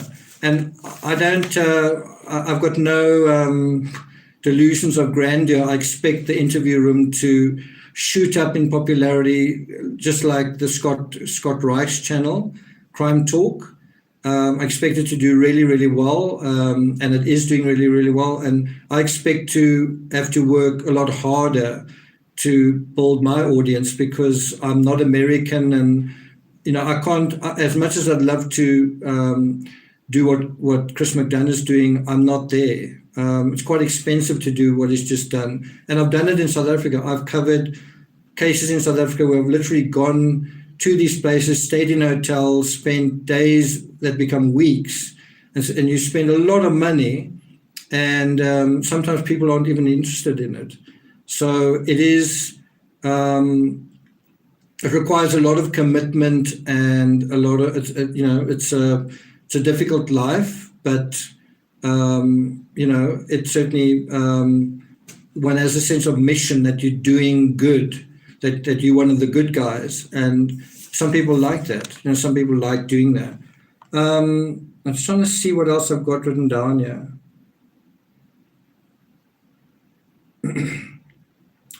I did write that many of you didn't agree with the video I wrote, How Paradise Was Lost. And I think you don't like the idea that someone could be to blame for their own poverty, right? Let me see what Shame. Poor Stephanie's got a super chat me to get my attention. Sentinel Projects has asked where she can find your work on the West Memphis 3. Have you covered it on YouTube? I don't think I've covered the West Memphis 3 on YouTube, much as I want to. I have written a book about it. I have written a book about it called King of Freaks, quite well reviewed. I've wanted to write a follow-up. I just haven't been able to get around to it. I've tried, I sort of set up the framework and try to get back into it, and I just, something keeps coming up. So in terms of How Paradise Was Lost, makes me think of that song, You Put Up a Parking Lot. Anyway, another area where I had an experience with the poor was when I was a university student and I wanted to go to England, and I had to work like 3 jobs to do that. And one of them was working in this little caravan in a very, very poor community, very, very poor.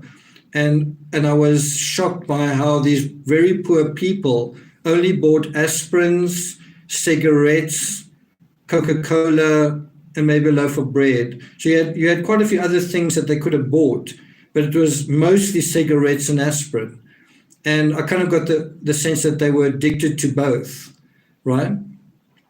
And if I apply that, and you might say it's oversimplified psychology, but if you apply that to the Wells case and you say, on the day that Summer disappeared, what did Candice buy? What do we know that Candice bought? They paved Paradise and put up a parking lot, that's it. On the day that she's supposed to buy groceries, if you look at the inside of the house and you say, what food is this family eating? How are they nourishing themselves and all that kind of thing, right? Thanks a lot, Stephanie, for putting up the link to that book. The answer is that she bought alcohol, we don't know how much. It could be a lot, maybe not.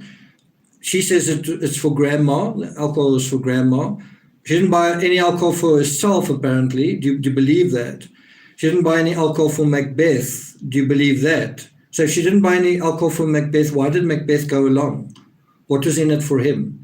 Then she also bought vapes and this, that, and the next thing. But like, what food did she buy? Like what? And Chris McDonough, I thought, made an excellent point where he said, it's lunch. Where's lunch? Where's lunch in this smoky kind of leisure time? And there doesn't seem to be lunch. It seems to be about getting drunk and getting high. And then you've got to think about that as a priority. Like a simple thing like eating, and you've got a little child. What does the child eat?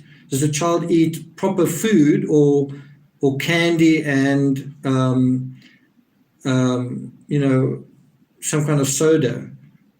And then you say, well, there is money to spend. What is it being spent on? Well, on a new car, on big screen televisions, on internet, on being on Facebook a lot, TikTok a lot, and on buying these substances, when there are quite a few other things you could be doing with that money. You could be spring cleaning your home.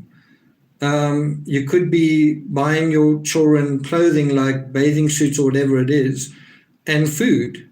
And I think that's the most basic point I want to make, is you could be buying your family food instead of the stuff. And to the extent that you're buying the stuff that just furthers the addiction, you're responsible for the hole that you're digging for yourself, right? Do you follow what I'm saying? If you choose to spend your money on things that make you addicted instead of things that make you healthy and that, affirming families do, something that is good for a child, then whose fault is it that you go the one route or the other? Some people have said that Summer looks very, very thin in the last photos of her. I'm not sure if I agree. It could be. I do know that very small children are sometimes sort of stick-like. You had it in the Watts case as well. I don't know if she looks very, very thin in the swimming hole footage. She does look somewhat thin, but is she malnourished? I don't know. But the fact that people are thinking that, I don't know if I think it is a relevant question. And how do you get malnourished in a situation where you can afford to buy a car and cigarettes and so on? Well, you keep choosing to spend your money on that and not on food. Is there dog food in the house? What do the dogs eat? Are the dogs fed actual food that's good for them or scraps?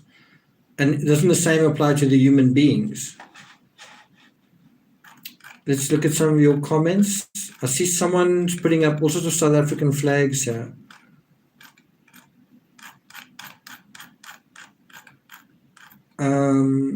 Robert Chinnery, why was she wearing a skirt in the water? Why not a swimming costume? Yeah, especially when her mother apparently said she changed her into a bathing suit at home at 8 o'clock in the morning because it was hot.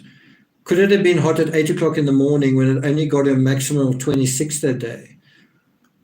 Some kids are skinny. What else have I got here? So I'm kind of going to wrap up. I don't think I'm going to go too much past the 2-hour mark. I've got a couple of glasses of water for my throat, but I don't think I'm going to go too much past the 2-hour mark. Something that I just thought about today was, again, just pulling out of the trees and looking at what we're looking at. And I thought the area around Ben Hill Road, the Wells property, looks like a tropical island, doesn't it? It's sort of, when you sort of first see it, you see the sort of houses. It's not all that, it doesn't have a manicured lawn, and there's a bit of things lying around and litter lying around, but it sort of looks like, wow, it's like the little house on the prairie kind of thing. And I have mentioned before that this was Davy Crockett sort of backwoods. It was where he came from, Davy Crockett, right? So it's sort of like classical America in a way, but in a very basic sense, it's like a tropical island. This little house on the hill surrounded by lush forest. Well, it's actually a desert. It's not a tropical island. There's not tropical fruits and bananas hanging there. There's not like a nice beach that you can go to, a nice safe beach. It's not a tropical island. It's more of a wasteland. It's like a graveyard. It's like a desert. So when you see that house and you see this tropical island and you think it's this idyllic playground, it's actually not. It's actually a nightmare. This thing that looks like this nice place to live is actually a nightmare. It's actually a graveyard, a wasteland, a desert, a place of dysfunction and darkness, right? And so people saying, oh, I feel so sorry for these people. That desert, that wasteland, that graveyard, that darkness didn't just happen. That is the result of one bad choice after another, going on not only year after year and season after season, but through it's a lifetime of bad decisions which then become intergenerational. And it is somebody's fault. It is somebody who makes those decisions. It is somebody who says, well, yeah, these standards are fine. It's, to live like this, it's fine for me. It's fine.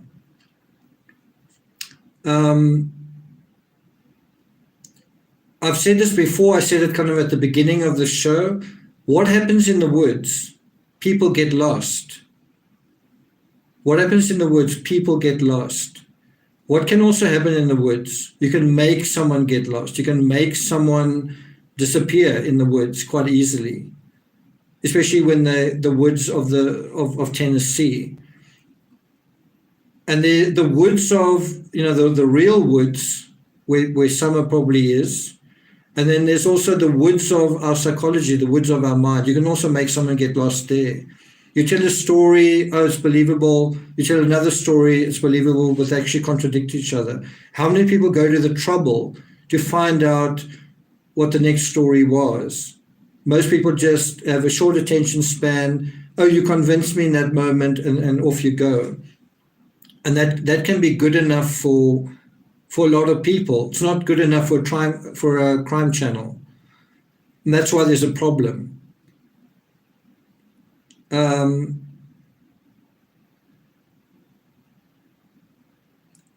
The Wells home is not so good question. What happened to Summer's puppy? The Wells home is not so different from having a home inside a scrap heap. And that is what this book's kind of all about. If you want to know what it feels like to have a home inside a scrap heap, read this book. It's not my book, it's by Tara Westover. It's dangerous, it's difficult, it's unpleasant. There are a lot of accidents that happen, and a lot of those accidents are waiting to happen. Those accidents are waiting to happen, and then they do happen. I think that's about it, guys. I don't know if there's much more I want to say here.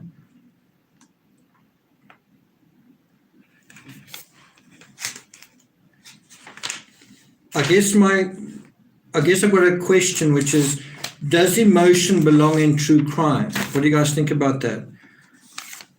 Does emotion belong in true crime?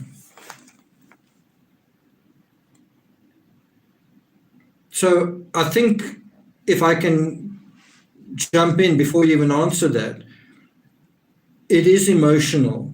True crime is emotional. It's about lives that are changed irrevocably, permanently. It's, when we talk about true crime, the stakes are far higher than a lot of the other genres. In true crime, lives are permanently changed. And the world is watching. What has happened, certainly at the level of where the crime happened, it is emotional. there's loss, there is a kind of a permanent catastrophe in a way. There's a fairy tale that's turned into a nightmare, right? So, and I was looking at the footage of the prayer vigil, the latest prayer vigil, I think held yesterday, and you hear there's a woman there that's quite hysterical. There are people crying, right? There are people shouting, there's wailing. You get the sense of gnashing of teeth kind of thing. There's despair. And these people, I don't even know how well they knew summer. So there is emotion. But is that going to help find summer? Is getting emotional going to help find summer? Is getting emotional going to help figure out what is going on here? If the TBI get emotional, is that going to help? It's good to be emotional where you say, we need to sort this out. A good example of that is the Suzanne Morphew case, where it goes on and on and on and nothing seems to be happening. And someone needs to say, this is not acceptable, and be upset about that. So emotions in that sense are good. But should we think emotionally? Should we, when we look at someone like Candice, when we look at the house, when we look at summer, should we be emotional? I think there's a time for that. There's a time to be emotional, and there's a time where you need to put a kind of a guard around your heart and say, let's try and figure this out. And that's what this channel tries to do. It tries to be scientific. That's why there's the word science in the name of the channel. So we try not to be emotional. We acknowledge that there's emotion, but we try not to be emotional. And that's why I try and say to a lot of people, please don't use all caps and a lot of exclamation marks. Let's just try and have a conversation and talk about what we're talking about. Because in a weird way, this is practice for real life. Are you able to be dispassionate and logical and sensible in your life, in your family, about other issues? And you might say, you know what, I don't buy this, blah, blah, blah. But, you know, the most popular character in Star Trek was Spock, because he was so logical and because people found it fascinating to be so logical, fascinating to be so intelligent, right? And there were certain times where Spock being logical wasn't actually the best outcome, where Captain Kirk would trump that with a gut feeling or whatever, with intuition or whatever. But Spock was by far the most popular Star Trek character because being almost anally logical and sensible and unemotional was so like alien to us, so foreign to us. But that is the kind of approach we need in true crime. If you imagine a court case, imagine a judge or a prosecutor or the defense attorney getting emotional. It's not going to be very good for his client. Maybe a defense attorney getting emotional, that might be quite good. But a prosecutor's got to make his case. He's got to build his case. And that's what we want to try and do as well. Now, when I say don't be emotional, it doesn't mean don't be human and don't have a heart and don't care and don't have feelings. It means have those feelings, but when you prosecute the case, do so sensibly, do so logically, do so armed with information, do so armed with knowledge. And that's going to take you out of the trees so that you can see the woods. And the majority of people are in the trees. Most people are in the trees and are quite happy to be in the trees. And they don't even know that there are woods to look at.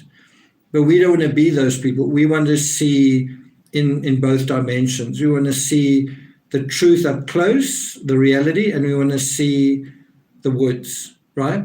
And to the extent that we can practice that in a case like this, maybe we can apply it to ourselves. We can see the woods of our own lives. And isn't that something worth working towards? Lisa Lee, weary summer. That's the bottom line here, in a way. Alice says cactus. Yeah, sometimes good to have a sense of humor as well. Mr. Mina, I love your name. Great live. Thanks from Wales. Thanks, Mr. Mina. Thanks for checking in. Let me just look at your comments for the last couple of minutes. Nadia says, I love your channel, Nick. I watched all of John Bonet's episodes. Thank you. Annalisa Gentile, loved that speech. It definitely was a bit of a rant, wasn't it? Her puppy is with Jacques. That's what from Karen. I'm not quite sure what you mean there. In spite of, because of, yes, to understand the psyche of those involved, one must consider emotions. I think the emotions of the people in this case are really important. And one thing I've been asking is, what has been eating at Candice? What is this thing that she's trying to soothe? Why do you need to get drunk every night? Why do you need to take drugs? What wound is there that needs to be addressed? What happened to Candice as a child? What happened to her as a girl? Rose Coleman says, I would love for you to do a case from South Africa.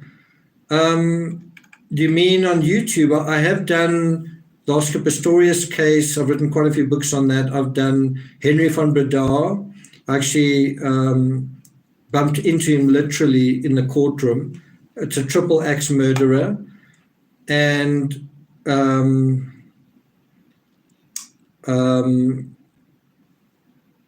what's his name? Jason Roeder. That's another case that's pretty interesting. Yvonne Phillips says, well said. Thanks, Yvonne. Oh, John Bonet's dog. Okay. Yeah. Okay. Let's look at some more of your comments. Rose, do you have any cases that you want to go into? Because there are quite a few big ones in South Africa. Addicts manipulate everyone. The shed is key. It could be. One wonders whether the TBI went there. One would imagine they did. Why on earth would it be off limits now, 43 days later? Why would you want to hide something 43 days later? Heidi says, Data is my favorite Star Trek character. That's a cool comment. Childhood trauma, no doubt. Blair Bush Project.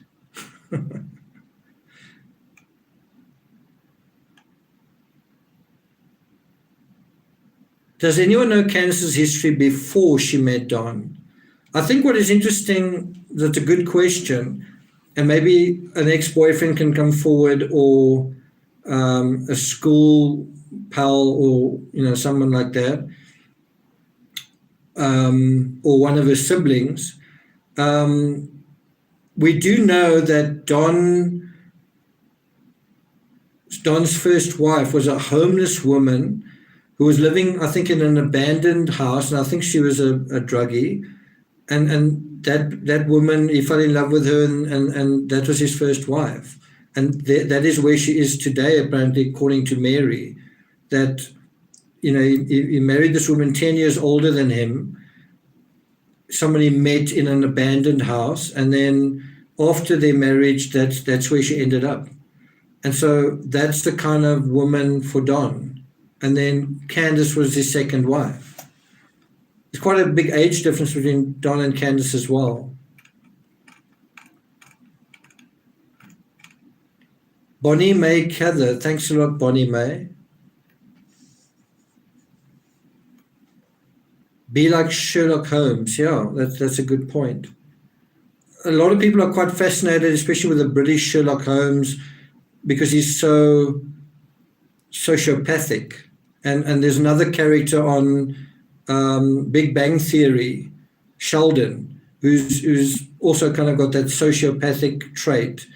He's incredibly clever, very, very logical, but very daft in kind of ordinary human intercourse. But I'm not really talking about that. I'm not saying we should be incredibly sensible, but really useless with one another as a society.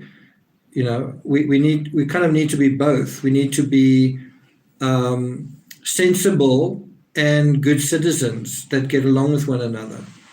that have a heart, that have good hearts? Are they still doing search parties? The search has been scaled down a lot. I'm not sure if there's much searching going on. I think when we get to day 50, I think that'll be a good time to start saying we need civilians, people from the area, to sort of take over, not take over, but to they can make a contribution now.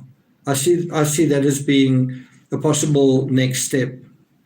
Candice is 39, Don is 57.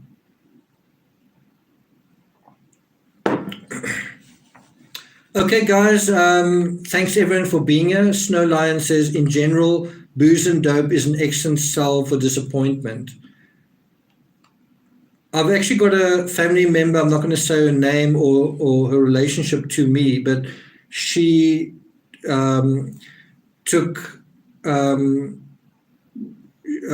booze and heroin together. It's called Chasing the Dragon, and she ended up, she overdosed and she ended up in hospital and she nearly died. That's from combining both of those. You can have this wonderful ride on a good day and that on a bad day. Spock was only half Vulcan, right? Yeah, that made him quite an interesting character. There were some signs of emotion and humanity in him. So, Monica, did the interview help to find Summer? I will leave you to answer that question. What do you guys think? My position is that there seems to be another Candice, and is that okay? Is it okay that we don't try and find out who this other Candice is, and then we don't hold her accountable? Gillian Morrison, she's divorced, was a meth addict, and lost 2 children into care. Christy says trauma doesn't corrupt people. Okay.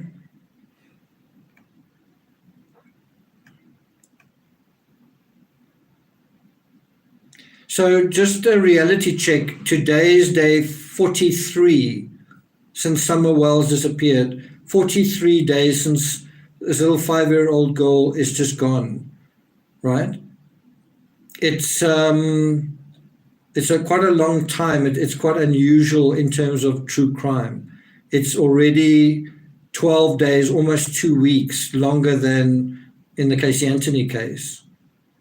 It's quite a long time. But you can have a case where it's 14 years, as in the Madeleine McCann case. So right now we're at 43 days. It can stretch to 14 years. Will it? It's hard to imagine that it could, given the characters we're talking about. And I think it's going to depend on the ability to see the woods for the trees. Basement has a door to go directly outside.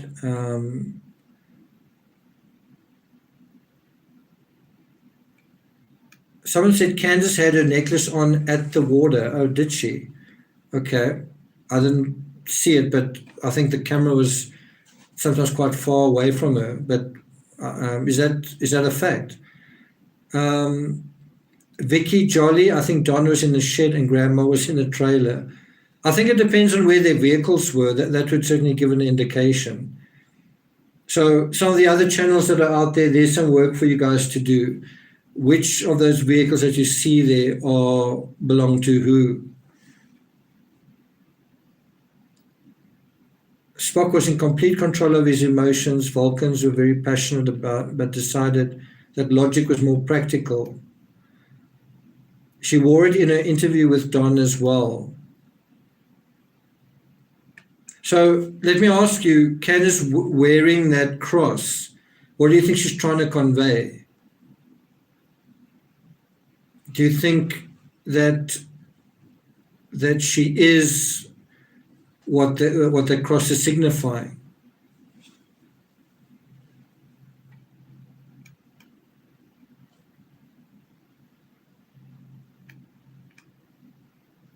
Grandma left the state in her Silverado a while back. That's from Hazelnut. Cross may have been a gift from the church. It's interesting. Virtue signaling, great comment there. Just pretense. I found the Irene Adler chapter the most interesting in the Sherlock Holmes books. This is the South. I think we go to church and we wear crosses. Okay, so you might say it's meaningless that she's wearing a cross. Rose Coleman, Candice gave up a child born after summer, and 2 were taken before the boys. How do you know that, Rose? She alerted, had a T-shirt that read Mom Patrol. Yeah, I know about that. I find it quite interesting, the wearing of T-shirts. You had it in the Chris Watts case as well. Someone says, what would you wear? Just this is probably a silly point to make, but where Candice said the reason they went to the secluded spot was because of coronavirus. Did you see Candice wearing a mask at any point? Like,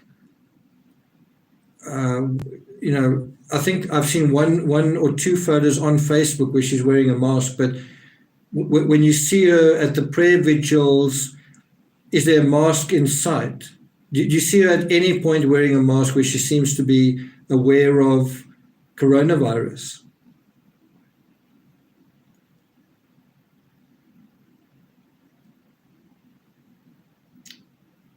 Okay, guys, I think I'm about done. I sort of touched on everything I wanted to.